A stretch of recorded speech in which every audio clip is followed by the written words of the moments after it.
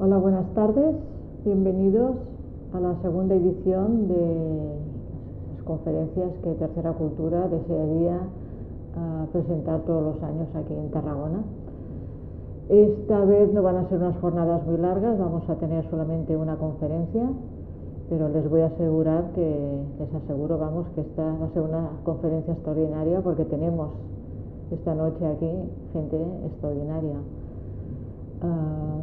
Tenemos a Adolfo Beña, amigo y colaborador de Tercera Cultura, y Arcadi Espada, que no solamente es amigo o colaborador, sino que también es fundador de Tercera Cultura. Les voy a presentar primero a Adolfo Beña. Adolfo Beña es doctor en Medicina y diplomado en Psiquiatría por la Universidad Autónoma de Barcelona. Es catedrático de Psicología Médica y Psiquiatría en la misma, en el campus de Villaterra, donde dirige, hasta hace poco ha dirigido el Departamento de Psiquiatría y Medicina Legal. Ha sido investigador en la Temple University de Filadelfia y profesor invitado en las de Londres, Groningen, Tel Aviv y Venecia, así como en numerosas universidades españolas. Ha dirigido programas de debate en Catalunya Radio, Onda Catalana y TV3, y ha escrito en diversos periódicos como La Vanguardia, El Mundo, revistas especializadas, Métoda, muchas. Ha recibido el Premio Avui de Periodismo, esto lo recibió en 1991, de Ciudad de Barcelona de Ciencia en el 92, y el Europa de Divulgación Científica en el 2004. Para no abrumarles con todos los libros que Adolfo Beña ha escrito, les voy a mencionar El cerebro erótico, Mártires mortíferos, donde habla en profundidad del tema del terrorismo, y un libro que me parece a mí fundamental, que es Anatomía de la agresividad humana, donde explora las cuestiones relacionadas con este tema, y hace especial hincapié, por cierto, en la letalidad de algunas ideologías, por ejemplo del nacionalismo. Aquí tengo a Arcadi Espada. Arcadi Espada es colaborador del Mundo, Noticiero Universal, Vanguardia, Eso en el Pasado, Diario de Barcelona, El País, actualmente en El Mundo. Hasta hace muy poco, por motivos bastante pintorescos, ha dejado de ser profesor asociado en la Facultad de Periodismo de la Universidad Pompeu Fabra en Barcelona, donde ha estado impartiendo clases de español durante muchos años. Desde noviembre del 2010 dirige el Instituto Ibercrea, dedicado a cuestiones relacionadas con los derechos de autor. Tiene un blog en internet que es de los más leídos en este país. Es Premio Francisco Cerecedo en el 2000, Premio Ciudad de Barcelona de Literatura y Premio Espasa de Ensayo por Diarios. Tiene también muchísimos libros publicados. Me gustaría mencionar, quizás los que a mí me interesan más, o me han gustado más, o me han educado más. Los Diarios, El Raval o el amor a los niños, Contra Cataluña, en fin, tiene muchos. Estas jornadas parten precisamente de unas reflexiones que tuvimos con nuestro amigo Arcadi Espada sobre todo lo que tiene que ver con la estética y la violencia. Parte un poco de una frase que seguramente le escribiría yo en un mail y que luego tuvo la amabilidad de reproducir un artículo en El Mundo, que decía así: pelo corto y pendientito él, camiseta ceñida y vaquero bajo de cintura, ombligo al aire, la chica. Seguro que iría mucho más trendy que el pobre Miguel Ángel Blanco el día que le pegaron el tiro. Ellos ganan la batalla de la imagen, porque los jóvenes más adocinados tenderán a valorar mejor a esos modelos radical chic que a un chico menos sobrado, al que tal vez aún le compraba la ropa a su madre. Yo creo que a partir de aquí nació la idea de hacer unas conferencias que tuvieran relación con esas extrañas concomitancias o la extraña relación que hay entre la estética y la violencia. Y eso abarca temas tan amplios como los que esta noche vamos a tratar seguramente, o incluso el hecho del voto por estética muchas veces. Es un tema de mucho interés, del que seguramente hay poca información aún o pocos estudios, pero aquí nuestros amigos, esos amigos de Tercera Cultura, esta noche van a iniciar un pequeño oteo, ¿no?, sobre un tema que es crucial. Muchas gracias. Bueno, yo voy a decir 4 cosas exactamente sobre la estetización de la violencia, que es un poco el asunto que nos convoca, y como es lógico, esas 4 cosas serán referidas a mi oficio, que es lo que entiendo más, ¿no? Evidentemente los medios de comunicación juegan un papel importantísimo justamente en hacer digerible la violencia en un sentido u otro, es decir, en hacerla estética, ¿no? Entonces les voy a dar 4 ejemplos que a mi juicio resumen con precisión lo que los medios hacen. Uno de ellos además está vinculado con esta frase que Teresa ha leído y que está un poco en el origen, yo creo, de la propia referencia, ¿no? Es evidente que fue Teresa la que, bueno, cuando creo que en una de las sesiones del juicio reparó en el aspecto trendy, ¿has dicho? Sí, trendy, ¿no? Cool, bueno, bien, guay, ¿no? También, de los asesinos de Miguel Ángel Blanco. Uno de ellos también llevaba un vídeo, bueno, este párrafo, ¿no? Y yo considero que ese párrafo que ha leído ella es uno de los grandes párrafos que ha escrito. Naturalmente los juicios de los columnistas nunca se decir casi, y por lo tanto yo dije que era el mejor párrafo que había escrito, ¿no? Porque decir uno de los mejores párrafos no tiene ningún interés, ¿no? Hay que decir siempre que es el mejor párrafo, pero es obvio y obvio. Entonces, hay 4 ejemplos que yo quiero ponerles para que ustedes vean lo que los medios hacen con los asesinos y lo que los medios hacen en general con la violencia. El primero es, digamos, la estetización por la ficción. El caso paradigmático de ello es el tratamiento ya legendario, naturalmente, que los medios de comunicación han dado a la mafia. Yo recordaré siempre con auténtico desvelo deontológico aquel día en el que el diario de referencia español publicó una contraportada dedicada a un Joe Bozano, o algo parecido, no recuerdo muy bien el nombre, es decir, un capo de la mafia, un hombre responsable de 150 asesinatos, por decir una cifra, pero bueno, una cifra bastante precisa, no podían ser 153 o 149, no estaba realmente ahí. El día que murió, ¿no? El día que murió, pues, de un cáncer terminal en una celda de italiano. Entonces me llamó mucho la atención, porque era, de alguna manera, una pieza exquisita de esas que definen perfectamente los objetos que uno va buscando, el tratamiento completamente respetuoso que el periódico hacía de tal Bozano, ¿no? Tratándolo como si hubiera sido, pues, el jefe de una dinastía o el representante de una fuerza política que moría, etc., ¿no? Y en realidad pensé, después de mirármelo con una cierta atención, que lo único que el periódico hacía, naturalmente, es hablar del Bozano de la ficción. Ustedes no les será difícil imaginar lo que Hollywood ha hecho con la mafia, ¿no?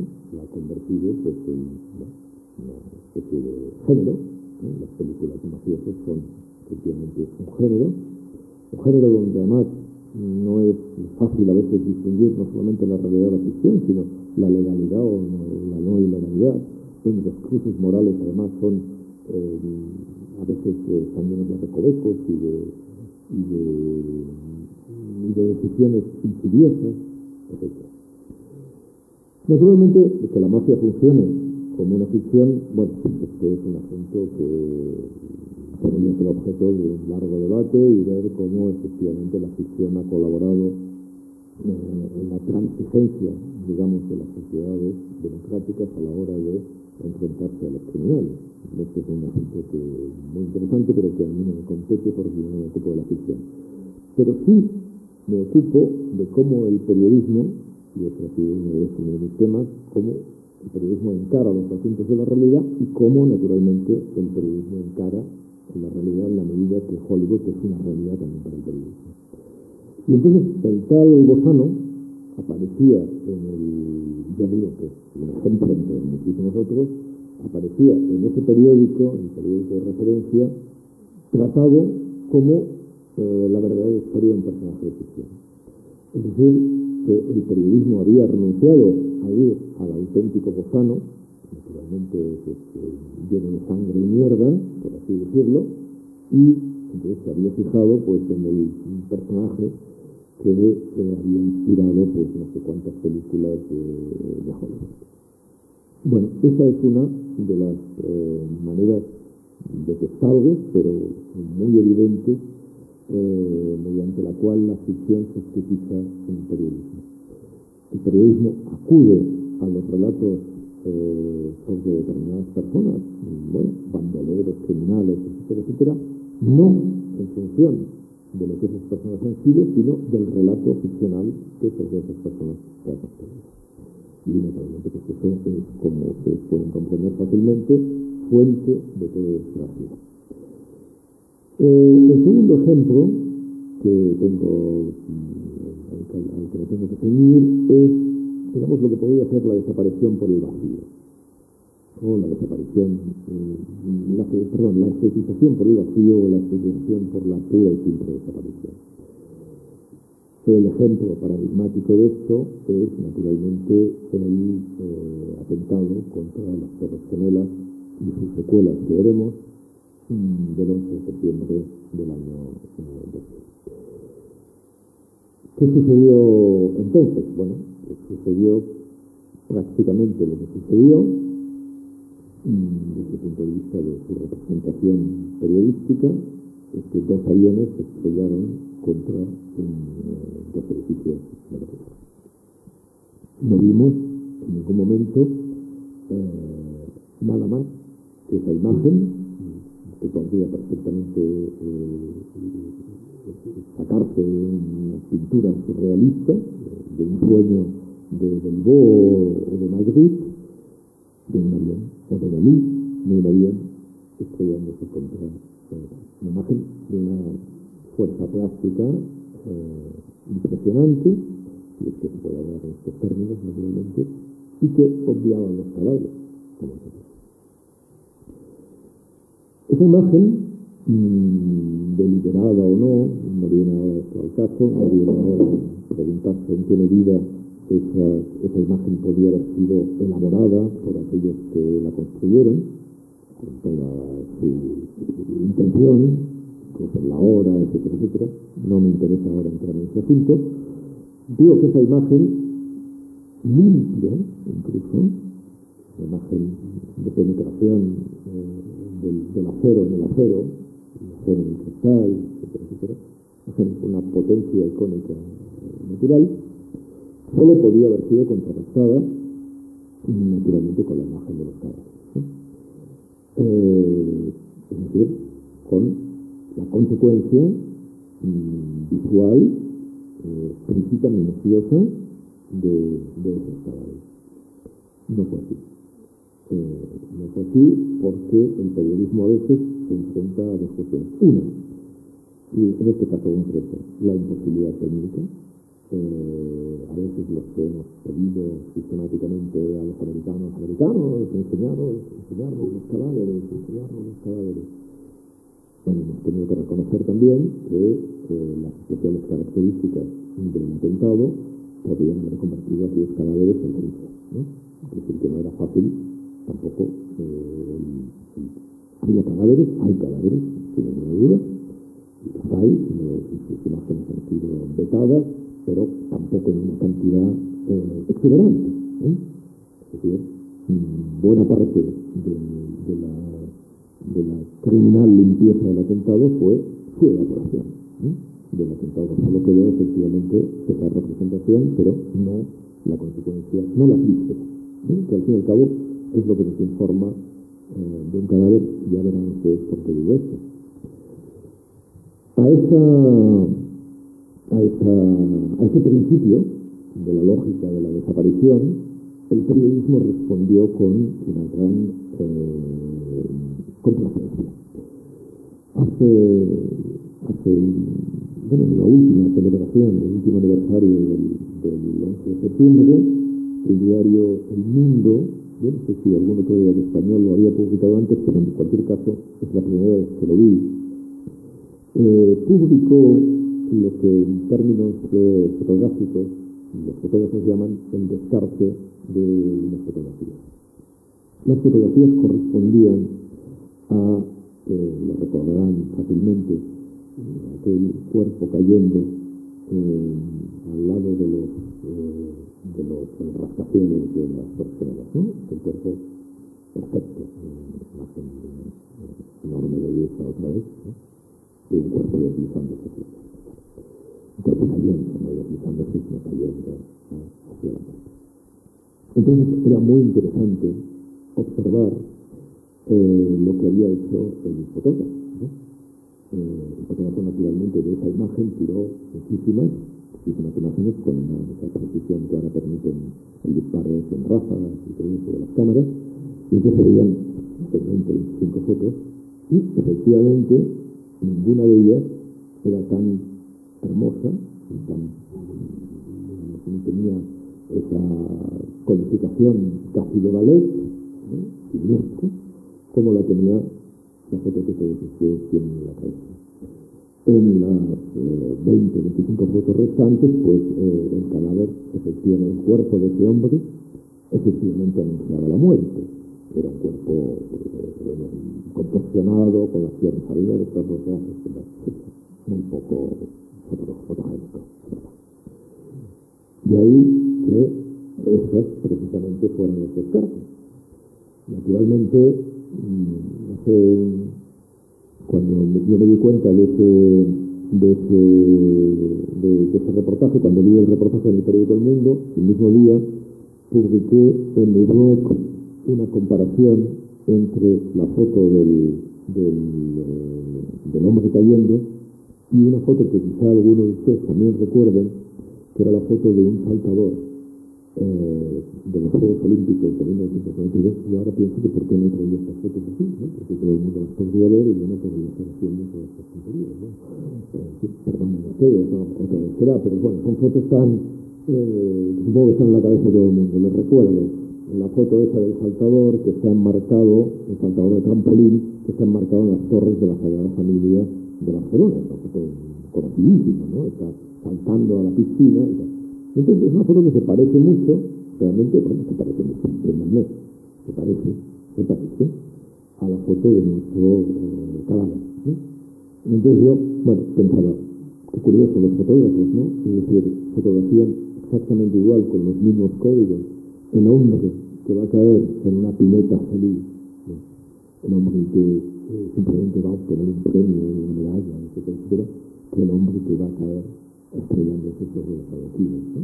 Para el fotógrafo, en realidad es lo mismo, es la misma estrategia, ¿no? O sea, se trata de que sea cadáver o sea medalla de oro el cuerpo que es fotogénico, ¿no? Es una manera de ver la vida, efectivamente, es la manera del periodismo, un periodismo infectado de alguna manera por esa estética de la violencia que existe.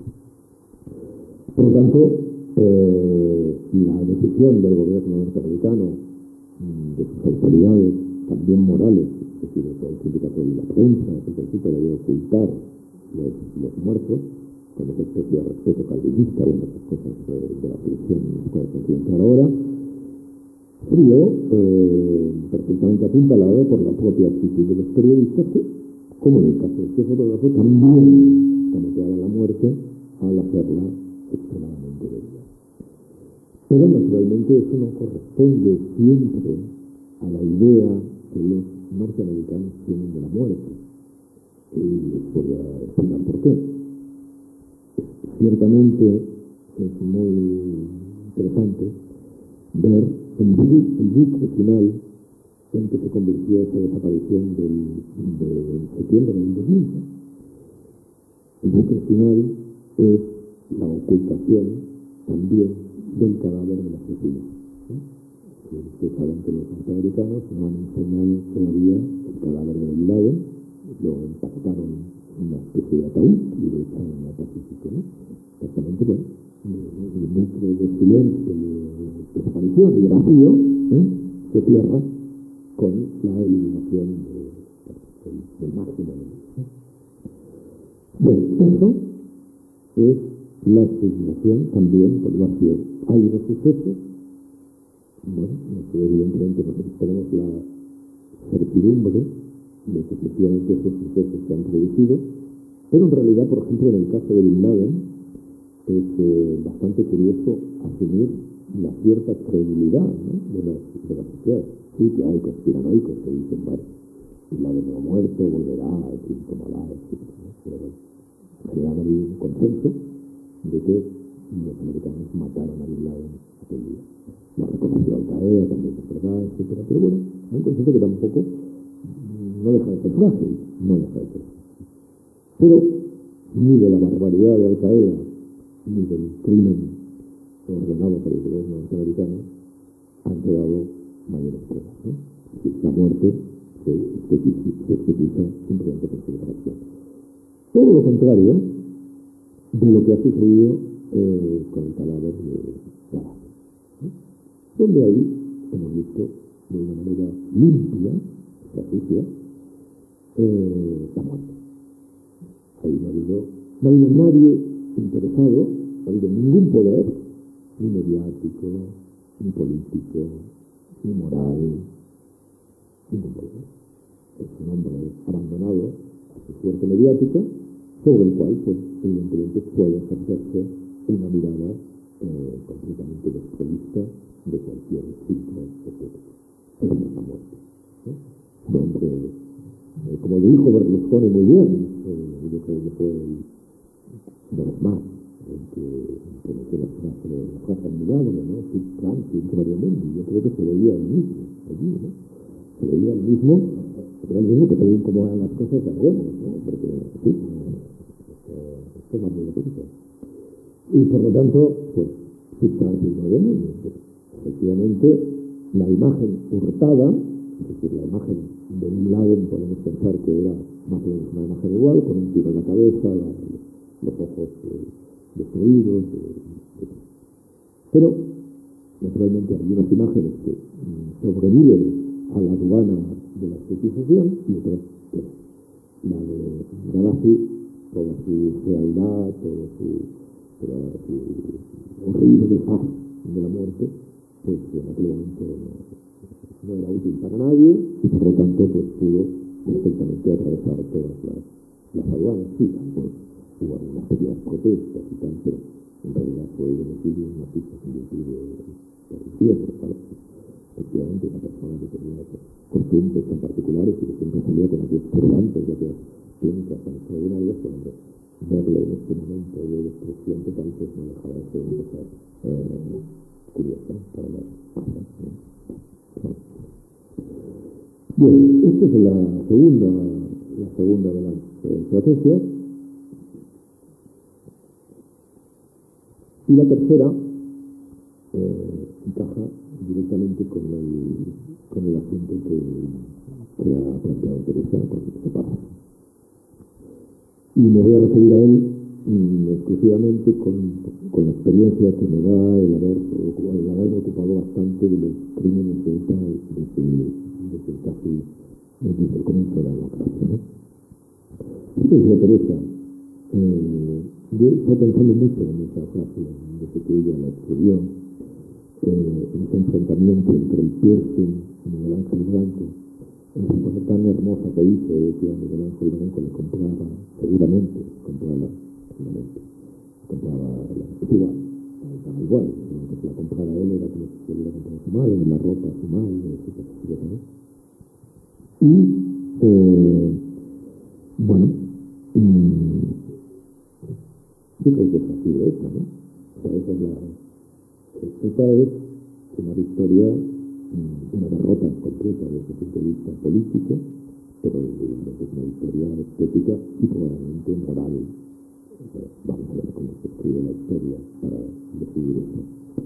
Pero digo que para escribir, exactamente ahora el gran problema de la sociedad española, que evidentemente nadie habla de ello porque lo solucionarán con 2 tutas, supongo, el problema de la sociedad española es cómo se encara la escritura de la historia y qué se hace con los archivos, ¿no? Un problema moral de un cierto calado, pero bueno, debería tenernos entretenidos, porque al parecer no interesa a la gente. Yo creo sinceramente que la estética sexy, por lo sexy, que sería el tercer procedimiento, ETA ha ganado la sociedad democrática, ¿no?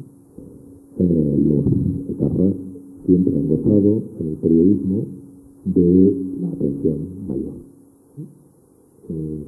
Las víctimas siempre han sido, en la estetización mediática, algo primero anacrónico,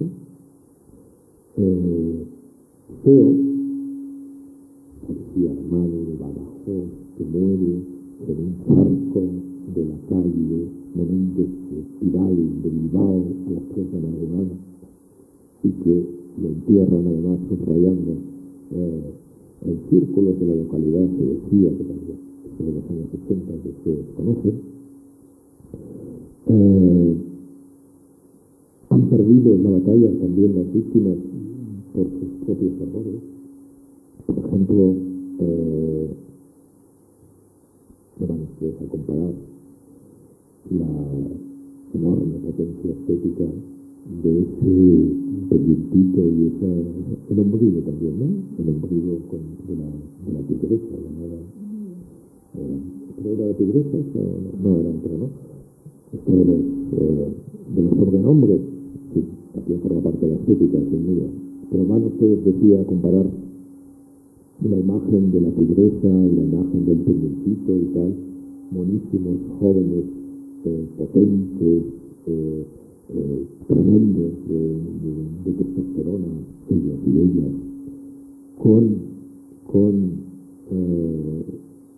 las chicas y de Melilla, su madre, que hacen esas cosas de quitarse la prótesis, ¿no? Y enseñarla, eso no puede ser, ¿no? O sea, las víctimas han sido siempre, en el discurso periodístico, gente fea. Gente fea. Es decir, gente que además en realidad había perdido la partida. Porque una de las cosas más criminales del terrorismo es que el muerto siempre es un 2 en la quiniela. O sea, el muerto siempre pierde. Siempre. Es decir, uno luego puede hacer discursos morales, ¿no? Por supuesto, y políticos, que es bueno para eso. Realmente, que van a la calle, combaten terrorismo, pero en el fondo, el fogonazo, el primer impacto del acto terrorista, siempre es hablar del criminal. Porque lo piden desapercibido, le ponen una trampa, son ingeniosos,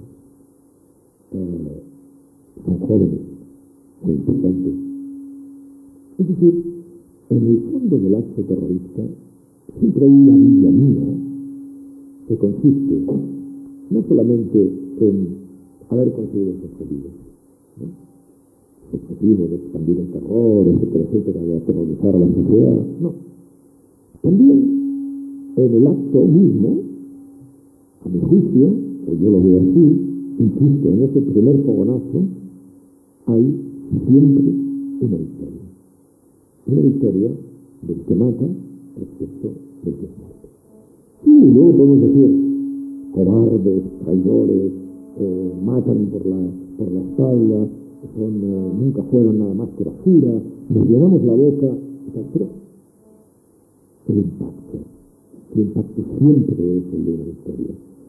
Y esto además tiene su correlato, porque no pasa así de una manera gratuita, por lo que luego vemos. Y es así de simple.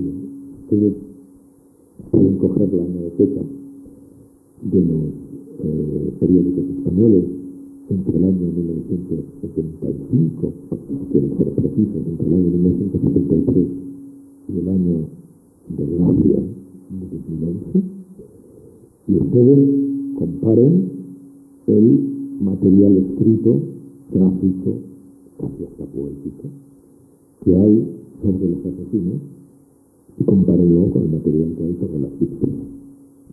Y ustedes verán un desequilibrio extraordinario. Un desequilibrio a pesar de que justamente en el asesinato de Miguel Ángel Blanco, ETA cometió el gran error de su vida de permitir que se retransmitiera en directo el secuestro. Pero bueno, eso es otro asunto. Allí hay un punto de inflexión muy importante que permitió en España empezar a hablar sobre la justicia. Pero aún así, el desequilibrio, y estoy seguro que esto es cierto porque me he preocupado de estudiarlo, es de esta dimensión aproximadamente. No es nada más, insisto, que el correlato a la fascinación que despierta en realidad, el criminal romántico. Es decir, gentes enfrentadas a una lucha que además van a perder. Ellos saben que van a perder, nosotros sabemos que van a perder, que han perdido, efectivamente, pero que a pesar de todo despierta esa conmoción, probablemente a raíz estética, en la mirada de muchas personas, ¿no? Y ese, evidentemente, ese es uno de los problemas que el relato periodístico tiene a la hora de enfrentarse con los criminales. Es decir, la sobrevaloración absoluta de ellos respecto de los que matan. Y por último, la cuarta estetización es menos visible, pero a mi juicio la más importante en términos prácticos, que es la estetización, por lo que podríamos decir, la nace, es decir, la estetización por la cultura, enfrentando cultura y naturaleza con nacho. Ustedes habrán visto que a la hora de explicar los fenómenos de la violencia, los periodistas siempre se decantan, dejan ver su gusto por las circunstancias sociales que rodean a un criminal. Es decir, ustedes habrán visto infinidad de veces que el periodismo, en su ciego y beodo intento de explicar el móvil de un crimen a las 24 horas de haberse producido, recurre siempre a las circunstancias, digamos, ambientales. Es decir, el periodista se desplaza al lugar donde vive el psicópata, ¿no? Y entonces hace una descripción del lugar diciendo las paredes desconchadas, llueve, en este ambiente de miseria y de inanidad moral se crió el hombre que acabaría comiéndose a su madre después de haberla hervido en una olla, etc. Dándole, ya digo, a la cultura, al ambiente, un valor extraordinario. Y no habrán visto jamás, decir, por ejemplo, que el periodismo explicar pues, que el criminal le faltaba litio, o tenía algún gen más o menos inventado, o algún cortocircuito dañado, o alguna, no interesa demasiado este asunto. La perspectiva, la carga biologista que pueda tener la conducta criminal es para el periodismo difícilmente manejable. Hombre, yo lo entiendo, ¿no? Porque uno puede irse muy fácilmente a un barrio de la periferia a ver cómo llueve sobre las palmas, pero difícilmente puede ir al interior de un gen, ¿no? Es una cosa literariamente un poco más complicada. Entonces, porque las metáforas del viaje al interior de un gen no están tan desarrolladas como las metáforas de los barrios periféricos y de las periferias, restaurantes. Bueno, esa es una de las prácticas, ya digo, más generales del relato periodístico. Es decir, atribuir a las circunstancias ambientales un valor que evidentemente no está probado, que evidentemente es urgente, inmediato y por lo tanto seguramente fracasado, pero que presenta desde el punto de vista de la literatura periodística, de la literatura seca, unas enormes ventajas. De tal modo que esa estetización por la cultura, la cual podríamos llamar el último ejemplo de los que les he puesto, oscurece naturalmente igual que las otras la conducta y la exhibición del criminal, llevándonos evidentemente a conclusiones sobre algunas acciones que poco o nada tienen que ver con la verdad. Bien, estos son los cuatro conocimientos estéticos que yo les quería comentar. Bueno, buenas noches. Yo no sabía de qué teníamos que hablar. Te lo prometo, Y estas cosas le ocurren a Teresa, que le parece que ha tenido una conversación, pero no la ha tenido. Seguramente la había tenido con Arcadio Estrada, pero conmigo no. Y a pesar de que yo le reclamé de qué caray íbamos a hablar, pues no me lo hizo. Entonces, ya mi papel era dificilísimo, ¿no? Porque hasta ayer por la noche andaba pensando, ¿de qué caray querrán hablar? ¿No? Porque esto de la estética de la violencia, claro, los humanos tienen capacidad para convertir en estético cualquier menester y ocupación. Hay estética de la violencia, hay estética de la benignidad, hay estética de la economía sistema pura, ¿no? De todo. Y claro, me digo, bueno, ¿qué haces? ¿No? Te pones en plan, no preparas nada y vas a la grada a ver qué sale, que ya me han salido algunas cosas que hemos tenido a discutir con el CAI, o te pones en plan serio porque nos van a grabar y además les tortura a los pobres que vengan con una disertación, digamos, seria, entre comillas, científica. Pues esta mañana me he decantado por lo segundo. Pero ya ven que sobre este asunto yo no he pensado jamás, y lo que voy a ahora colocar, que es media hora de tortura, es una especie de improvisación que he montado esta mañana. Pero para que no se pierda el hilo de la discusión, yo creo que las tres primeras cosas que ha planteado Arcadi tienen una solución muy sencilla, que yo lo explico aquí. La bondad es bella, la maldad también es bella. Bondad, maldad y belleza venden muchísimo, es de las cosas que más venden y seguirán vendiendo siempre, y por eso se ofertan y se ofertarán en periodismo siempre. Y la segunda, que está aquí para discutirnos, es que yo creo que hay diferencias. Que no es lo mismo Chapote que Thierry. Chapote es un tío guapísimo. Y Thierry es un gordinflón impresentable. y tampoco es lo mismo muchas víctimas que Maite Pagasa. Esto lo cambió Maite Pagasa, Maite Pagasa es extraordinario. Esto depende de cómo se mire, Y me sirve para irme a dormir.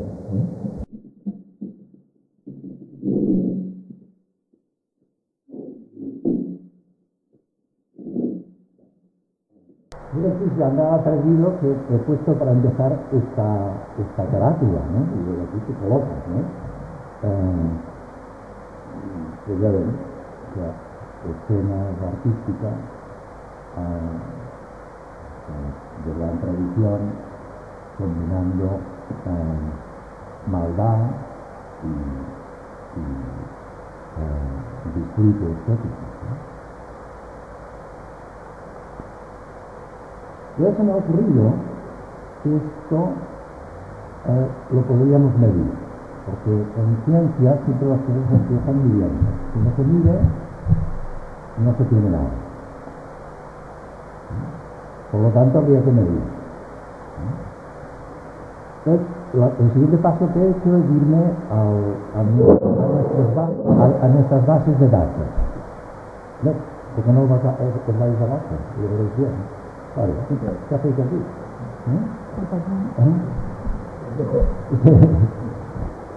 Pues me he ido a las bases de datos que utilizamos los de mi gremio y he puesto lo típico, static y violence. Y el resultado ha sido 0. Es decir, no hay ningún científico que haya estudiado esta ciencia. Ninguno. De verdad, las he seguido todas y por lo tanto es un tema virgen para la ciencia. Con lo cual yo ya debería callarme aquí, porque si es virgen quiere decir que no tengo nada. Y es así, no tengo nada.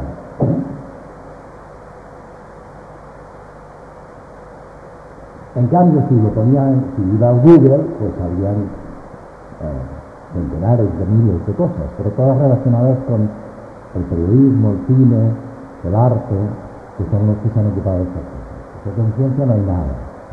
O sea, por lo tanto son improvisaciones mías de esta mañana y además en ciencia no hay nada. Que lo tengan claro. Por lo tanto no se lo tomen muy en serio porque en definitiva no hay nada. Y insisto, entonces ¿qué hacemos? Pues, lo primero, medir. Si hay algo, hay que intentar medirlo. Pues me ha parecido que había una salida sencilla, porque aquí veo 3 fotografías de tipos y una tipa malísimo, diabólico, pero francamente guapo, atractivo. Y en cambio aquí veo 2 fotografías de tipos y una tipa igualmente diabólicos y que son más bien desagradables, aversivos. Estos están vestidos para la ceremonia, están elegantes, se han murado. Y en cambio estos no, están en ropa de trabajo. Y es otra cosa, asistir a una ceremonia que estar en el trabajo de hace años. No es lo mismo. Vestirse para ser de carnicero que te encuentren en el momento de la carnicería. No es exactamente lo mismo. Y aquí se nota. Ya hay una distinción. Son las simples fotografías. Y esto es medible. Estas cosas son medibles. Por lo tanto, ya se podría empezar a tener cosas objetivas. Entonces me he inventado una escala analógica visual, que es una cosa que hacemos servir mucho en ciencia, y que tienen su potencia y su ruido. Tenemos después maneras de eliminar hasta cierto punto el ruido. Que si colocamos en una pantalla de computador, en papel y lápiz, una línea, y en un extremo le colocamos un cero y en otro un 100, y le decimos a la gente que coloque una cruz ante un atributo, el que sea, que diga hasta qué punto el tipo este que sale aquí es atractivo, o bello, o sexy, y que cada uno apunte, coloque la cruz, no se puede medir incluso el mínimo, y se puede hacer un determinado tipo de estadística. Pues bien, se puede medir este tipo de imágenes, estas que son los de Madrid y estas que son los de Parra. en la última declaración. Y se podría conocer hasta qué punto la gente lo encuentra atractivo o no atractivo, estético o no estético. Y esto no lo ha hecho nadie. Curiosamente no lo ha hecho nadie. Nadie. Debería ser normal, habitual, que en las escuelas de ciencias políticas o de arte se hicieran estas cosas, pero o de psicología, como se lleva percepción de las características estéticas de determinados individuos que hacen algunas conductas, pues no lo ha hecho nadie, ni se le ha ocurrido a nadie hacerlo, porque no hay registro, insisto, sobre esta cuestión, en las bases de datos científicos. Y sobre esto, que dio para centenares, miles de libros, no únicamente de papeles de diario o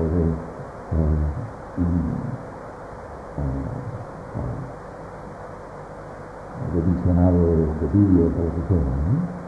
Este es uno de los grandes episodios de controversia sobre la bondad o maldad de el capitán del mundo, el jefe del imperio. Pues tampoco hay nada. Pero sobre esto he encontrado, digamos, arte. En Google hay variaciones artísticas sobre la cuestión, bastante. Pero se podrían pedir el mismo tipo de respuestas, ¿no? Y sobre esto, que lo ha citado Arcadi, el linchamiento galasiano, pues lo mismo, se podrían hacer el mismo tipo de preguntas. Y sobre esto es la asistencia, la audiencia que tiene una ejecución. Hay algunos que van diciendo que nos hemos hecho más buenos y que nos horrorizan determinadas cosas, pero yo veo aquí el mismo interés ante una ejecución que la que se daba en la Plaza del Borne en Barcelona, en el Teatro de Casa, por ejemplo. Exactamente lo mismo. Incluso con las medallas, le faltan los curas y los cardenales y tal, pero el grado de atención hacia el momento de la ejecución es similar. Los hay que parecen más empáticos y los hay que parecen más profesionales, pero también esto permite la medida de la concentración, el interés, incluso la situación de los individuos y del gran jefe en el rincón. Todo esto es medible en términos aproximadamente objetivos y insisto, nadie lo ha hecho. Y claro, esto tendría además resonancias muy curiosas y se encontrarían diferencias inmediatas entre gente que es partisana de un lado o de otro. Yo creo que los americanos se lo pasan bien, los partisanos, colocando al presidente, haciendo olimpiadetas en Photoshop de la palina. Y se obtenían resultados fantásticos, divertidísimos, pero nada, absolutamente nada. Bien, pero esto era violencia política. A mí me rondaba por la cabeza que probablemente querrían hablar de violencia política, pero hay otros tipos de violencia. Pues bien, ahora me salto, voy más allá de la violencia política y me voy a la criminalidad malvada y morbosa ordinaria. Sin ideología, sin doctrina. Aquí tienen al que ha sido catalogado en los últimos 10 años como el monstruo. El monstruo es que no es atractivo para mí. Porque si yo tuviera que contestar aquí, pues lo tendría, nada, 0,1. Tiene un bigote y unas cejas así peculiares, pero tendría a colocar la medida por aquí. Pero en cambio, fíjense que hay un tipo que ha protagonizado una película muy reciente que va de eso, ¿no?, de malvado, y que la mayor parte de la gente le coloca aquí. O lo colocaría. Y es un malvado, sin paliativo, para los que no han visto la peli, Coronado. ¿Y por qué eso? Pues también lo ha dicho Arcadi, porque todo el mundo ha aprendido que los malos exitosos llevan la mejor vida. Lo ha aprendido en el cine y lo ha aprendido en la calle, y lo ha aprendido en su ciudad y en su círculo. Los malos de verdad que tienen éxito y suelen tenerlo, llevan la mejor vida, en todos los aspectos. Por lo tanto, la maldad es bella y sale a cuenta, en general. Y claro, el cine lo ha aprovechado hasta la minucia, y el que lo lleva a los extremos más desmenizados es Tarantino.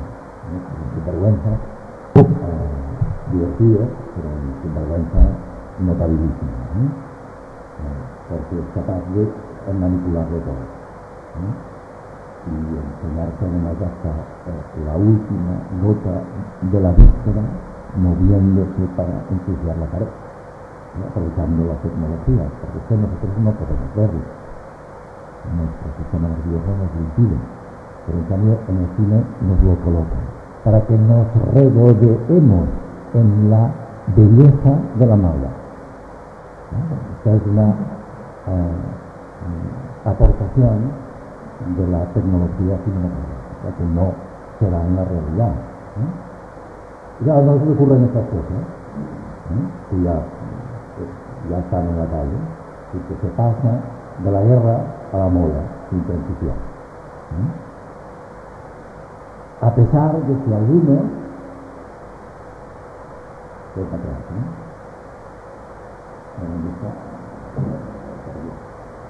a pesar de que algunos de este país, del mismo país donde hacen esto, pues insisten nos hemos vuelto más buenos. Bien, esto era introductorio. Ahora viene, digamos, la tesis.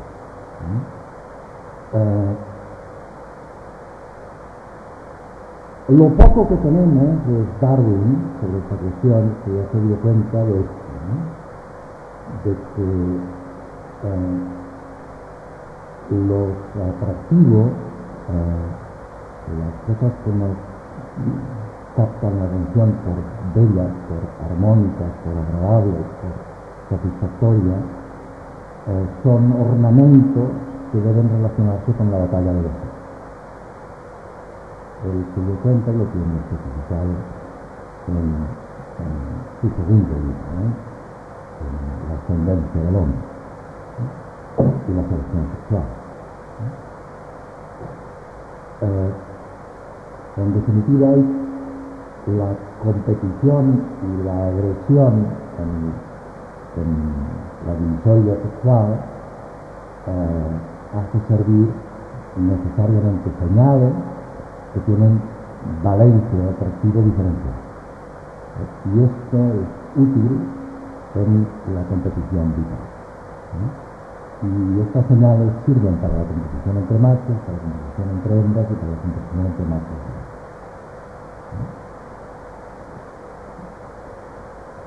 Esto supone aceptar, es decir, la tesis es que hay relación entre agresividad y belleza, y por lo tanto maldad y belleza. Y es necesaria y está construida en la maquinaria cerebral para siempre. Y que la frase esta que me he inventado de que la bondad es bella, la maldad es bella y bondad esto va a ser siempre así, hasta que no se convierta en otro tipo de organismo, pero va a ser siempre así, porque está inscrito en los mecanismos fundamentales, esto implica aceptar que hombres y mujeres son malos, son perversos, y hacen todo tipo de maldad. Aquí tienen el resumen, tipologías de las maldades. Es un resumen mío, pero es bueno, sirve para todas las sociedades donde se ha estudiado, y ven que los hombres ganan a las mujeres de largo en homicidios, en asaltos con fuerza, en robatorios armados, en muertes por violencia doméstica, en abuso y maltrato de criaturas, en violaciones, pero en cambio las cosas están más igualadas en las calumnias, en las humillaciones, y ganan las mujeres de largo en ostracismo y en negativismo, de largo. Ahora hay otras curiosidades aquí, y esto es importante, que en las muertes por violencia doméstica la proporción es 70-30 en todas las sociedades. No es 999 a 1, 99 a 1 como parecería si uno le hiciera caso a la prensa, es 70-30, en España también, con cifras policiales fuertes en los últimos 20 años. Es así. Los procedimientos son diferentes. Los hombres suelen liquidar a base de violencia física, y las mujeres o envenenan o contratan a alguien. Ayer juzgaban a una en Madrid de esto, pero da igual, el que cursa baja, y engrosa la estadística. Bien, pues decía que esto está engarzado porque los mecanismos a través de los cuales apreciamos belleza en aquellos con los cuales tenemos que hacer negocio como animales sociales, otras mujeres y otros hombres, en definitiva. Yo sé que somos capaces de apreciar belleza ante el mar, ante el paisaje, lo que sea, pero probablemente, esto me lo ahorro, probablemente si somos capaces de apreciar belleza para estas cosas es porque hemos sido previamente, como los animales, digamos, seleccionados para apreciar ornamentos interesantes y configuraciones de ornamentos interesantes en los cuerpos con aquellos con los cuales tenemos que hacer negocio. Por ahí va la señal, porque esto es teórico. Pues bien, aquí tienen una foto de, creo que es el récord mundial de dinero pagado por una película y por las fotos derivadas. Y esta señora tenía 50 años, cuando le pagaron 15 millones de dólares por eso. No la ha superado nadie a sus 50 años. Pero claro, esto es una diosa, es prácticamente imbatible.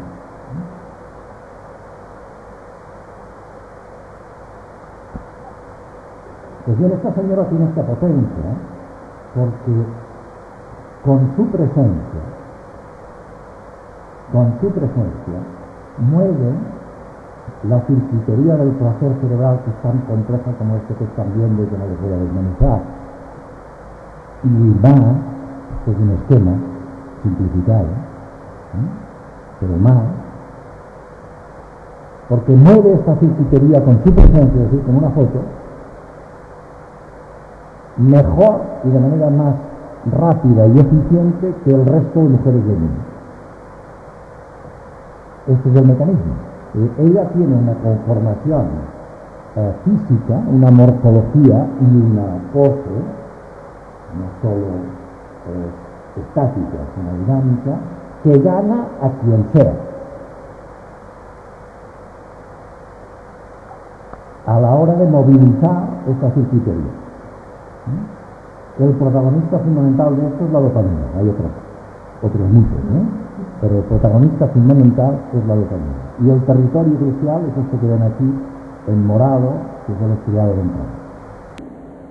Aunque esto, insisto, es mucho más complejo y tiene muchos más protagonistas, que tiene una lista de neurohormonas que facilitan agresión y neurohormonas que frenan agresión, porque tenemos facilitadores, pero también tenemos frenadores. y por eso tenemos maldad y por eso tenemos bondad, y potencialidad para la maldad y potencialidad para la bondad, y conflictos interiores a veces, con tentaciones y dudas y vacilaciones. Pues bien, los protagonistas principales para esta historia que yo les estoy intentando explicar son los andrógenos y la dopamina. Los andrógenos facilitan la competitividad, la agresividad para conseguir la victoria donde sea, y para pasarlo bien y dejarte estirar por aquellas cosas que son bellas y que quieres alcanzar, la dopamina. Pues esto es sencillo, no es tan sencillo, insisto, ni de lejos, pero se puede reducir si hablamos de protagonistas neuromoleculares principales y de algunos territorios, así. ¿Y esto dónde ocurre? Pues sobre todo, vamos a seguir a los franceses, que son los que lo hicieron. Los primeros que colocaron material pornográfico en el laboratorio. También esta mañana he puesto sadismo y neuroimagen, cero. Entre otras búsquedas que he hecho, pensaba a ver si alguien ha hecho algo sobre esa cuestión. Son tan pacatos los científicos que todavía nadie ha hecho esto. Pero los franceses ya hace 10 años hicieron esto. Colocaron, este es un trabajo que a mí me gusta siempre citarlo y desmenuzarlo, y lo voy a hacer. Porque es una maravilla, porque se entiende todo, y no hace falta hacer estadística, y no hace falta confundir a la gente con medidas raras y tal. Son, creo que, 9 chicos que los colocaron, aquí lo tienen, los colocaron dentro de una máquina de exploración del cerebro, que es la tomografía de emisión de positrones, que se usa para ver porque tiene algún inconveniente, genera molestias respecto de la resonancia funcionales, pero se sigue usando para algunas cosas, porque es muy preciso, para hacer marcajes de moléculas es mejor, en territorios específicos. Pues les colocaron dentro de la máquina con su permiso y les pasaban vídeos neutrales, es decir, el catálogo de muebles de IKEA, vídeos humorísticos, frases de monólogos del Buenafuente francés, fotos de mujeres no excitantes, fotos de mujeres moderadamente excitantes, fotos de mujeres altamente excitantes y vídeos con coitos heterosexuales explícitos. Los resultados, aquí tienen. Esto es excitación sexual percibida en una escala analógica visual como la que les he enseñado al principio. Fíjense que es precioso, ante el vídeo neutral, y esto va del 1 al 9. El 1 era el mínimo y el 9 era el máximo. En la misma escala que yo me he inventado al principio, pero para otra cosa. Estudian a la gente hasta qué punto se excitaba. Ya ven que ante los vídeos del IKEA nada, ante los chistes de la Buenafuente nada, ante las fotos de las mujeres neutras nada. Si son moderadamente se multiplica por 4, si son bastante excitantes se multiplica por 6, y si los vídeos por 7. En la opinión, es decir, que la escala funciona. Y no hace falta hacer estadística porque sale perfecto. Pero si uno mide el humor para hacer un control, para que los experimentos se hacen bien, entonces la gente, y para ver que las escalas también funcionan bien, la gente tiene que contestar que nada en todas, y en cambio a los chistes de alguna gente son divertidos, y lo hacen, se funciona bien. O sea que está bien, perfecto. ¿Se me ha entendido? Sí, ¿no? Bien. Esto es sumergencia peniana, con un pletismógrafo, además de tenerlos colocados dentro de la máquina, que les medía la reflexión del pene de manera objetiva. Que ven aquí, negativo, negativo, negativo, flácido, total. Se multiplica por 100 y aquí se multiplica por 150. En la máquina. Ritmo cardíaco, 64, 63, 63, 65, 69. latido. Presión diastólica de 7,9 a 9,2. Presión sistólica de 15 a 17. Y finalmente testosterona, que yo dije que era uno de nuestros protagonistas principales, porque además les tenían colocado un catéter, les pagaban a esta gente, para molestarles bastante. Esto se hace así. Al final se les da una contribución para que a la tarde tenga otro tipo de gratificación. Es decir, de 450 500. Ya que es sensacional, absolutamente sensacional. Pues bien, este tipo de experimentos son los que han permitido saber aquel esquema que les colocaba al principio cuando estaban al lado. La circuitería del placer cerebral la conocemos a base de hacer estudios de este tipo, muchísimos, ahora hay centenares. Y aquí tienen los territorios cruciales, el caudado, el cingulado anterior, la ínsula, territorios del cingulado anterior con correspondencia precisa. Decían, para que se me crean del todo que esto va así, es decir, que los tipos franceses que se lo pasaban muy bien y que estaban excitados ante la visión de vídeos porno, donde se lo pasaban mejor son en los territorios del placer cerebral que he descrito sucintamente. Pero es que esto se puede tratar de manera mucho más fina, yendo a belleza. Esta chica que se ha hecho con muchas caras bonitas y no tan bonitas. Esta chica es guapa, es bastante guapa. Yo a mis estudiantes estas diapositivas se la pongo siempre en una escala analógica visual, les pido que opinen entre 1 y 9 o entre 1 y 10 y lo suelen colocar en 7, entre un 7 y 1. Yo me lo salto con ustedes. Es una chica británica y fíjense que aquí nos está mirando de frente y aquí nos está mirando de esos lados. Pero es la misma chica y es idéntica, y esto no se hace solo con una chica, se hace con centenares de chicas.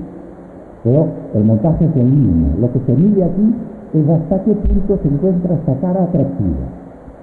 De base es atractiva. Ya se ha hecho el trabajo de comparar caras feas, regulares, moderadamente atractivas, muy atractivas respecto de la circuitería. Esto ya se tenía. Pero aquí se quiere ser más fino. Y todo el mundo se pone de acuerdo, prácticamente todo el mundo se pone de acuerdo, de que es más atractiva aquí que aquí, en la visión frontal. Y que es más atractiva aquí que aquí, en la visión de esos lados. ¿Por qué? Porque nos gusta que nos miren. Y si una señora guapa o un señor guapo resulta que no te mira, tú lo encuentras guapo pero mira al de al lado, pues es menos guapo. Le pones menos nota. Y esto es universal. Pues bien, esta diferencia, donde resuena más, es en el caudal. Es decir, en el territorio crucial donde se excitaba el cerebro de los franceses que veían vídeos. Es decir, que la diferencia en belleza civil responsable de una mirada se capta en los mismos territorios que se captan de las cosas más privadas. Pues ya está. Es decir, Darwin tenía razón. Los ornamentos, los gestos, las miradas son señales que entran en la competición y que dilucidan posibilidades de éxito y posibilidades de fracaso. Y ahora conocemos los engranajes y los responsables que movilizan estos engranajes. Y en función del cóctel que lleva cada uno y de los territorios que tengan montados, funcionará de una manera u otra. Ojo, esto evidentemente tiene además muchas otras historias añadidas, Hay gente que promete mucha distancia. Nosotros somos animales visio-verbales, visio-auditivos, y por tanto le da de preeminencia a estos aspectos, pero no solo somos visio-auditivos. Hay gente que a distancia promete mucho, pero después en el contacto, en el goce directo, decepción. Incluso algunos repugnan. Aunque a distancia prometían, después repugnan. Esto pasa, porque además tenemos tacto, tenemos gusto y tenemos movimiento, ¿no? Para este tipo de cosas se han encontrado sutilezas peculiares, ¿no? Por ejemplo, las mujeres emiten señales distintas en función, señales faciales, para la maquinaria de los machos de captación de estas señales. Emiten señales distintas en función de la fase del ciclo donde están.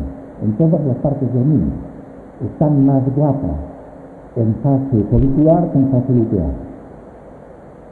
Más atractivas, sin arreglarse. Y esto lo notan ellos en casa. Hay días que se levantan y se encuentran guapas y ya lo saben, que están más guapas y que no, incluso no les haría falta ni ponerse demasiadas cosas encima, ni peinarse particularmente porque están mejor. En cambio hay otros días que se notan que están tapadas. Pues esto tiene correspondencia con momentos del ciclo. Evidentemente esto se puede variar muchísimo con el embadurno diario, por supuesto, pero va así, y se ha podido captar. Y los hombres emiten señales también en la conformación, que las mujeres les interesan o no. Por ejemplo, este chico existe, el del medio, este existe, da de verdad. Pero este no, lo han retocado con Photoshop para que sea un poco más femenino. Y este lo han retocado para que sea más masculino, le han acentuado rasgos de masculinidad en la cara. Y a este se los han atenuado. Pues bien, las mujeres resulta que prefieren a este para tener aventuras ocasionales. Si se les da a escoger, que a las engaños, se les ponen caras manipuladas, pues suelen escoger a tipos más masculinos, a tipos Brad Pitt,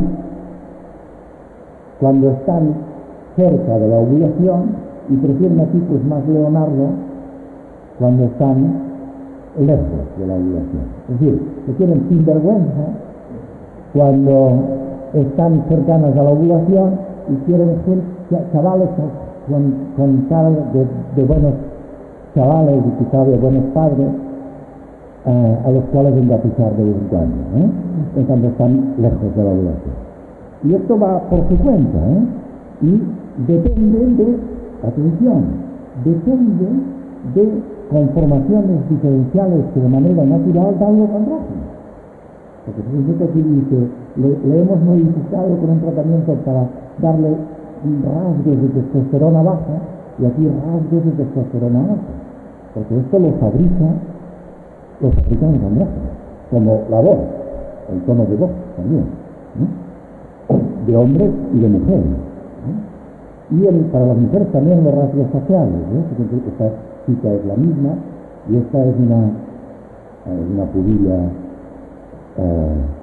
así guapetona, pero sin ningún interés. En cambio esta, pues, quiere y se han cambiado 3 o 4 cosas, poco más.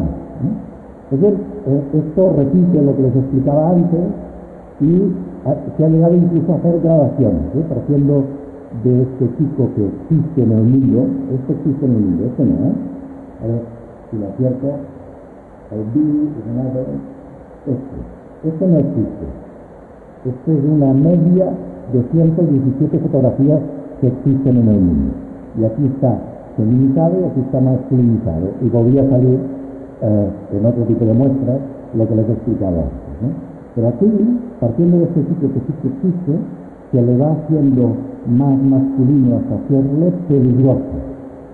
Es decir, las mujeres los encuentran particularmente atractivos para short term mating, para aventuras ocasionales, cuando están aquí. Aquí no, aquí ya da miedo. Este ya da miedo. Este ya es un hueco, posiblemente. Pero y en cambio para posibles vínculos de larga duración, este varía, y además encontrando diferentes tipos de parámetros. Y esto para las caras resulta que también sale para las voces, para los cuerpos, para la postura y para los elementos de dominancia.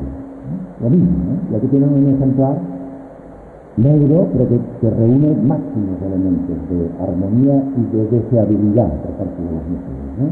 Pues bien, detrás de esto escena. Yo les he dicho que había territorio, que había protagonistas neuromoleculares y además de genes. Y genes localizados, conocidos, identificados y relacionables con esta historia.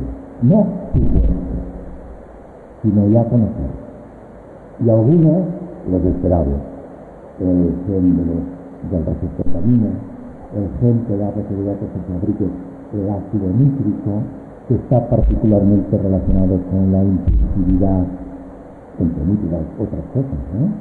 Con la impulsividad agresiva, pero que es el que se toca con la Viagra, curiosamente.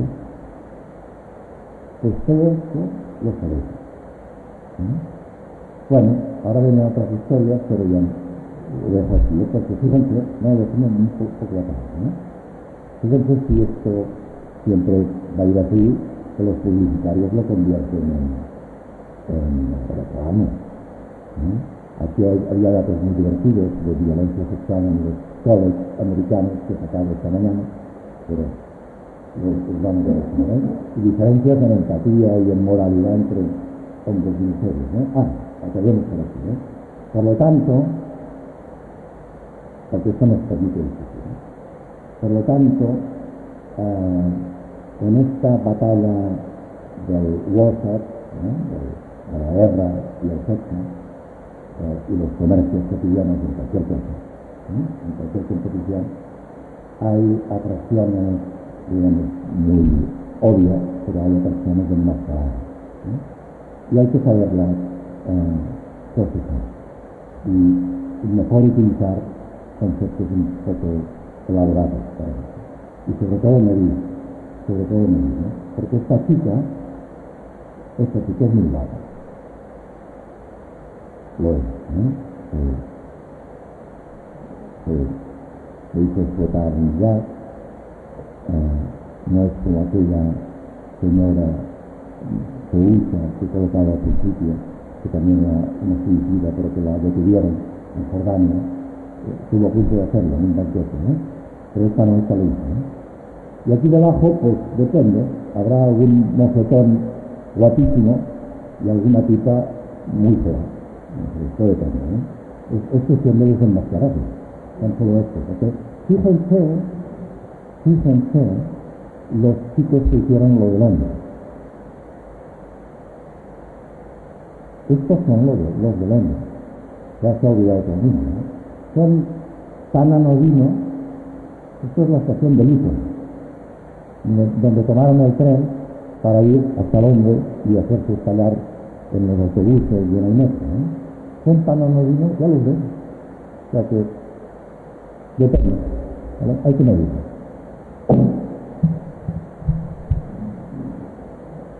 Vamos a empezar la mesa redonda con discusión entre nuestros ponentes y esto, nosotros tenemos las salas a las 10, o sea que esto se alargará lo que los ponentes y ustedes tengan tiempo suficiente. Bueno, yo creo que podemos empezar a discutir, yo sé más o menos por dónde no vas a estar de acuerdo, pero en todo caso yo descartaría ya recuerdo esa imagen de asistencia a la ejecución de Bin Laden y que Raúl ha dicho que esto pues, no había cambiado nada y es el mismo tipo de humano que está observando en el ajusticiamiento, ¿no? Y no sé qué te ha parecido que yo no estaría de acuerdo con esto. Pero bueno, no veo por qué. Empezar, ¿no? Adolf lo que está en contra es de Pinker, que cree que los hombres se han vuelto buenos. Como no he leído el libro no le puedo discutir con él, pero hay cosas que sí podemos discutir, claro, por supuesto. Por ejemplo, lo de Pagaza, que decías antes, ¿no? Claro, eso es justamente lo que me daba razón a mí. Es decir, Pagaza es una anomalía absoluta en el discurso de las víctimas. Tiene nada que ver. Es decir, es más, entre Pagaza y la Idoia hay una correspondencia física clara. Es decir, Pagaza no es una víctima convencional, de ahí su éxito. Además interpreta bien el papel, en fin, que también tiene recurrencias simbólicas y míticas de la Dolorosa, ¿no? Es decir, que, vamos, ha sido fotografiada más de una vez. Bueno, eso. Y efectivamente, Thierry, para seguir con el ejemplo, es otra anomalía. Es otra anomalía tan pintoresca como aquel terrorista que era torero, que se llamaba Johnny Vigorous, que tenía una cara de Charles Bronson, a pesar de que sí tenía una cierta virilidad testosterónica, ¿no? Pero vaya, eso prueba que efectivamente el discurso de las víctimas es siempre un discurso asociado a la fealdad y a la derrota. Y que todo lo que se separe de eso es anomalía y éxito. Y eso lo describe perfectamente el caso de la paz. Ese es un poco el comentario que quería hacerte.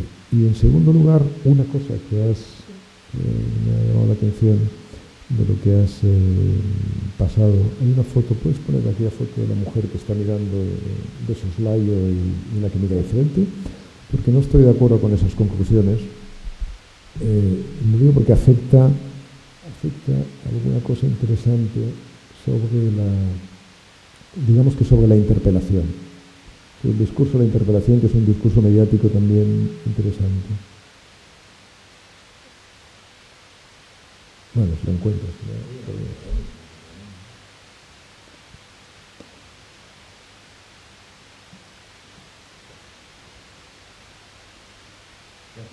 Sí.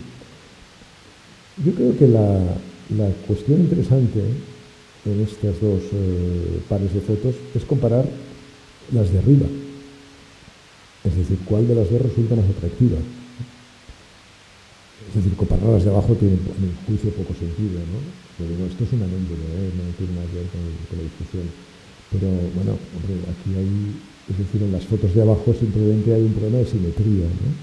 Es decir, el blanco de los ojos, en las dos fotos esas, es completamente antiestético, por así decirlo. Es decir, tú has comparado las de arriba con las de abajo, ¿no? La comparación que he explicado es esta contra esta. Y la otra contra la otra. Sí, exacto. Pero para mí la comparación interesante es la transversal. Es decir, la transversal de arriba. Eso es lo que yo te quería decir. Porque la comparación vertical es una comparación que no tiene mayor misterio. Es decir, los ojos no están centrados abajo y arriba sí.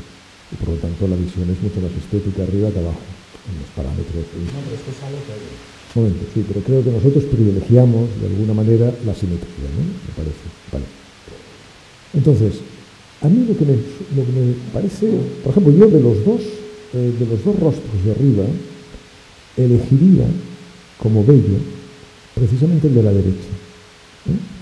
Pero es que lo curioso y lo que me ha llamado la atención es porque en realidad la interpelación de la figura de la izquierda, o sea, esa razón que tú decías, nos gusta que nos miren y por lo tanto admiramos la belleza, para mí no es, bueno, es una percepción que pongo a disposición de los demás, pero que en cualquier caso puede ser perfectamente subjetiva. A mí no me parece que la mirada de frente, es decir, la mirada que te interpela, tenga un plus de belleza siempre. ¿Y a Teresa? Bueno, vamos a hacerlo bien. No. Si he predicado determinadas cosas, me voy a constreñir al requerimiento. ¿Y a Teresa cuál le parece más guapa? Claro que entiendo. A mí creo que me parece más guapa la de Esto me entiende. Es blanco los ojos, ¿ya usted? Un momento. A ver, secretario. Le gusta más esta, ¿no? ¿Ya usted? Esta. ¿Ya usted?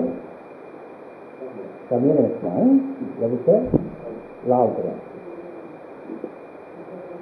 ¿Para qué sabe la de usted? La de la derecha. Está ganando la de la derecha, ¿no? ¿Usted? Vale. No.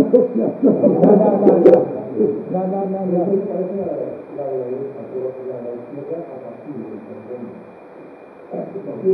Ya ha salido político. La de la derecha, ¿no? Derecha. Estamos hablando de la señora. La de la derecha. Cuando decimos la de la derecha es esta, ¿no? Sí. ¿Ves? Vale, muy bien. Otro político, estupendo, ¿eh? En ciencia, cuando pedimos una opinión, digamos, sencilla, ¿cuál es más atractiva? Que permite una respuesta. Después ya le ponemos cuál es más interesante, cuál es más sexy, pero primero se pregunta una cosa, ¿sabes? Se pregunta otra. No hace falta, yo tengo dos cosas, ¿no? Todo el mundo tiene 2 y 3 y 10, ¿vale? Todo el mundo, ¿de acuerdo? Bien. Yo también me inscribí por esta. Me gusta mucho más esta que esta. Por supuesto, y así salía en el experimento. Así salía en el experimento. Es decir, la circuitería del placer es capaz de dar diferencia ahora no pienso que los que se han preparado por lo anterior no tienen razón, pero en el experimento que se hacía con chicos, con señores, salía lo que nos gusta a Arcadio y a mí y a la mayor de hombres, que es una señora atractiva que además que mira los slides tiene una cierta intención, ¿vale? Salía así y se me ha perdido. Vale, es esto, ¿no? Este es un tipo de comparación y para los hombres daba mayor activación del calor y otros territorios, pero yo les he puesto la otra comparación porque también es interesante. Es que cuando se comparaba estas contra estas, para los hombres salía más atractiva esta, pero cuando se comparaba esto contra esto, que es más universal, también. ¿Vale? Y yo solo les he hablado de esto. ¿Vale? Ahora está explicado de todo, por lo tanto, todo salía perfecto, no había ninguna contradicción. Me parece que has tomado nota de alguna cosa que te habías hecho hablar también. No, yo ya lo he dicho al principio. Sí, bueno, tengo más, porque la hermana de Orgonita es muy guapa. Bueno, está bien. ¿Qué vamos ahora a examinar? Bueno, pero está bastante bien. Evidentemente no se trata de poner a medir el blanco de los ojos de las víctimas y el blanco de los ojos de los terroristas. Lo que se trata es de ver el papel que han ocupado cada uno de ellos en el relato periodístico y de ver exactamente por qué lo han ocupado así y cuáles han sido justamente las personas que han elegido. Es decir, claro, el relato periodístico ha elegido antes a Irene Villa que a los músicos, por ejemplo. Eso es una evidencia que es así perfectamente medida. Eso es lo que yo creo. Hay un dicho periodístico muy cínico que dice que no news good news, ¿no? Y que dice que las malas noticias son las noticias, ¿no? Y por lo tanto la decantación romántica por el mal, bueno, eso es como la mala noticia en sí. Es decir, hay en estos momentos en los cuales hay en la ciencia hay una línea visible por la reivindicación del optimismo y la reivindicación de las buenas noticias, que incluso hay internacionales del optimismo que se están creando, supongo que en fin, un poco como reacción al clima de pesadumbre que invade el mundo. Evidentemente tiene un poco atractivo periodístico, que tiene singularmente, es decir, un tema muy interesante es cómo el periodismo ha contribuido a crear eso, ¿no? Es decir, por ejemplo, me gustaría ver, y espero que se escriba en un poco tiempo, la responsabilidad del periodismo en el desarrollo de determinados episodios de la crisis económica, ¿no? Por ejemplo, ¿no?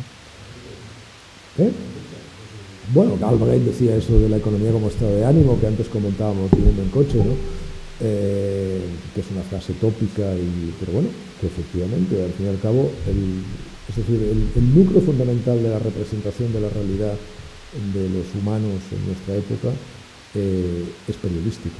Y estoy fundamentalmente de acuerdo con Arcadio, ¿no?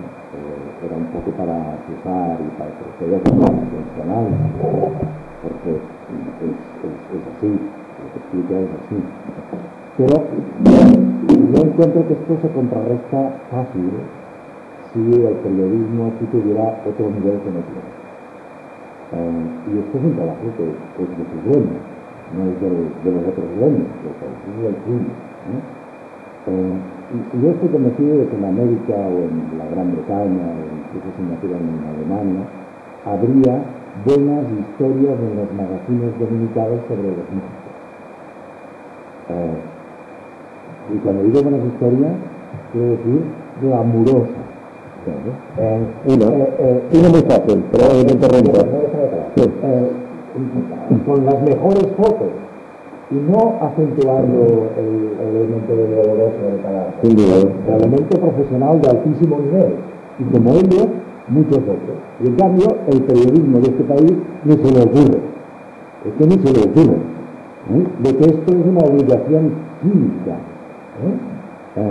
Y claro, esto es un drama, pero es un drama, digamos, del gremio, un drama del gremio local. Hasta tal punto eso es así, la deficiencia local. Hay otras deficiencias estructurales, por ejemplo, esa a la que me refería antes, de que el periodismo adora el mal, ¿no? Pero efectivamente hay deficiencias locales. El New York Times hizo un trabajo inmediato, es decir, sin necesidad de pensárselo demasiado, con los 3.000 muertos de las Torres Gemelas, ¿no? Los que fue sacando en recuadros cada día. The Independent, en el atentado de Londres que has hecho tu mención, sacó una portada completamente histórica, que sería The Observer, el magazine dominical, toda blanca, y en el centro la figura de una víctima, que es la que abría, digamos, el magazine, que estaba dedicado exactamente a la misma manera. Bueno, efectivamente hay sensibilidades, hay maneras de trabajar, naturalmente, igual que los papers producidos por los científicos españoles son algo inferiores a los papers producidos por los científicos anglosajones, pues con el periodismo pasa exactamente lo mismo. Es decir, tenemos un periodismo naturalmente que exige de su tiempo y de su lugar. Quería aprovechar para plantear dos cuestiones, una a cada orador. La primera, cuando ha hablado de la estetización de la violencia, no sé si la llamada, tal vez impropiamente, al menos desde mi punto de vista, violencia de género, no se sale de este marco de estetización. No parece que coincida el tratamiento periodístico de este tipo de crímenes. Yo creo que difiere de los otros. No hay una exaltación del verdugo habitualmente. Pero bueno, es una pregunta de hecho. Y luego la segunda, quería hacer un comentario tal vez para justificar mi cobarde falta de respuesta antes, ¿no? Cuando me has preguntado lo de las caras. Yo creo que es indudable que el fundamento biológico del atractivo sexual está al servicio de la supervivencia del ser más apto de la lucha por la selección natural, ¿no? Pero entre nosotros que estamos tan mediatizados por lo simbólico y por el lenguaje, se observan algunos fenómenos también muy curiosos, ¿no? La gente que ocupa en circunstancias a veces límite, por urgencia histórica, no sé, guerrilleros, líderes políticos, capitanes en un barco que está a punto de naufragar, adquieren un atractivo sexual que no tenían antes.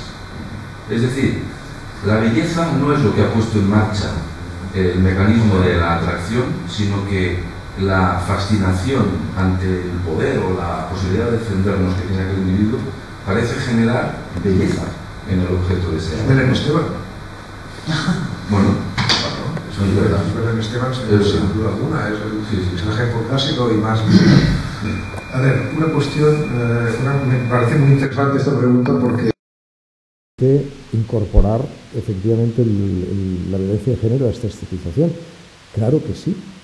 Es más, la llamada hoy violencia de género es justamente la respuesta a una estetización antigua.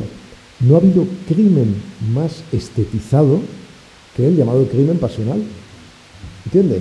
O sea, justamente lo que yo reclamo es precisamente eso que usted remarca. Es decir, ¿cuál ha sido la reacción de las mujeres, por ejemplo, en el tratamiento de la mal llamada violencia de género. Es decir, ¿por qué se ha producido un cambio tan importante? Una de las razones fundamentales, prácticas, que se ha producido es porque las mujeres han llegado a las redacciones en una proporción que hace 50 años no estaban. Evidentemente, allí donde el crimen pasional estetizaba, es decir, hacía depender de algo tan sublime como el amor y la pasión y esas virtudes positivas, una pasión degenerada, una pasión excesiva, una pasión fuera de tuerca, el acto, la conducta terrible, ha venido, efectivamente, la explicación justamente que yo reclamo respecto a las otras estetizaciones, diciendo cosas que incluso son, evidentemente, como en cualquier ley pendular de la actividad humana, peligrosas desde el otro punto. Por ejemplo, llegando a negar que en un acto de violencia sexual hay, como parece que las estadísticas dicen, casi siempre una presencia de alcohol o de drogas, etcétera, que el relato hoy vigente niega porque se considera que eso es un atenuante y por lo tanto la responsabilidad individual y tal queda mermada. Pero naturalmente, o sea, no ha habido otra estetización más grande que a mí se me venga ahora a la cabeza que la del llamado crimen pasional, hoy desnudada y convertida efectivamente en violencia de género antiestética. Esto que me preguntaba usted tiene una respuesta muy sencilla y resuelta, no hay ningún problema, ¿no? Y les ocurre también a las aves, a las moscas, para irme lejos, a las moscas, les ocurre a las moscas, ¿no? Las moscas tienen un cortejo muy complicado y las moscas hembras seleccionan a los machos por la armonía del vuelo rasante en el cortejo, por la delicadeza, la armonía y la bravura en los vuelos del cortejo. Hay moscas machos más gráciles y más atrevidas y más espléndidas que tienen más éxito. Pero a veces hay algunos que son como más bobalicones, pero resulta que tienen éxito. Cuando empiezan a tener éxito, tienen más éxito. Es decir, que el hecho de acumular victorias da belleza añadida. En las moscas, porque no me saca usted los símbolos, ¿vale? No se necesitan para nada en esta cuestión, Le recomiendo un libro de un autor muy bueno que se llama Adolfo Codina, que va sobre este asunto enterito, se llama Cerebro y Poder. Es uno que no he recomendado Teresa porque está muy bien. De acuerdo. El primer capítulo dedicado a las moscas, entero, o sea, cuidado. Segundo, no es cierto que los científicos españoles no estén en la división de honor. Acá había aprovechado para lanzar para cruzar por otro lado, pero no es verdad. Están en la división de honor. Están y de largo en la Champions. No todos, porque estas cifras que salen en los periódicos, como el gremio de periodismo, están malos. Están malos, pues se lo quedan todo. Y venga los rankings y tal y cual, que de los gabinetes de los rectorados y tal. Y no es así. Que esto depende de las disciplinas, de los gremios y de la competición. Y en diversos campos estamos en la división menor y en la Champions.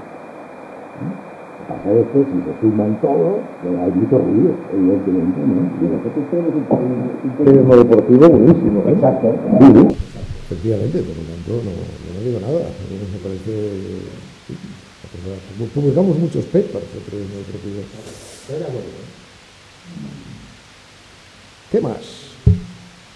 Yo hace poco vi un documental que era de Jacques Vergès, se llama, es un hombre que se dedicó a proteger a terroristas y era bueno, el documental era bastante chocante ver que, bueno, que muchos de estos terroristas eran realmente mujeres muy, muy atractivas.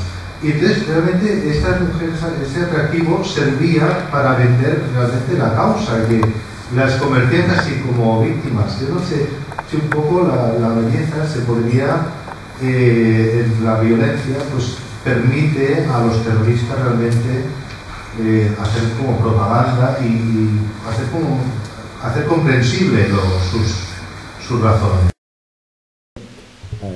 Era bella hasta tal punto la terrorista argelina que se convirtió en su mujer. O sea, la protegió hasta el último extremo, digamos, ¿no?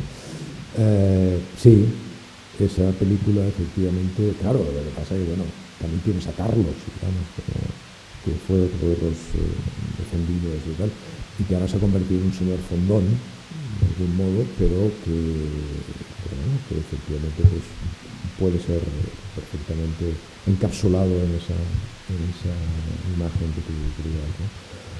Pero vaya, es que eso no es ningún misterio, ya me parece una elementalidad, ¿no?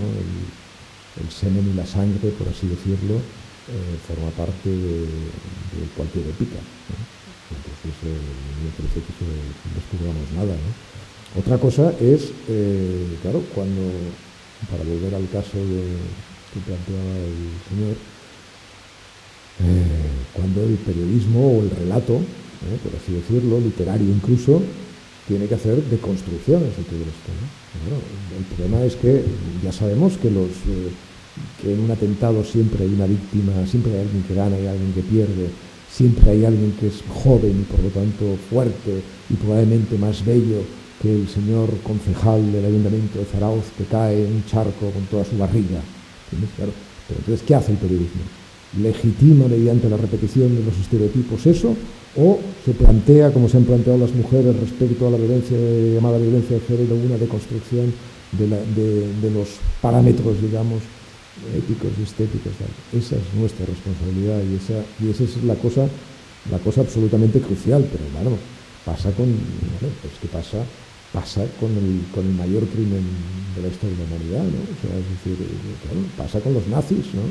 Pasa con el enfrentamiento entre el pobre judío oriental y el rubio que escucha a Bach después de lavarse las manos. O sea, no sé, es que tan elemental, lo hemos visto tantas veces desarrollado que da como grima, ¿no? Pero claro, construir un relato legitimando eso es lo que para mí es pervertido y lo que nos obliga y nos debe obligar a una reflexión constante sobre los mecanismos de producción de nuestra. Bueno, una última cosa, eso de cobarde me ha hecho polvo,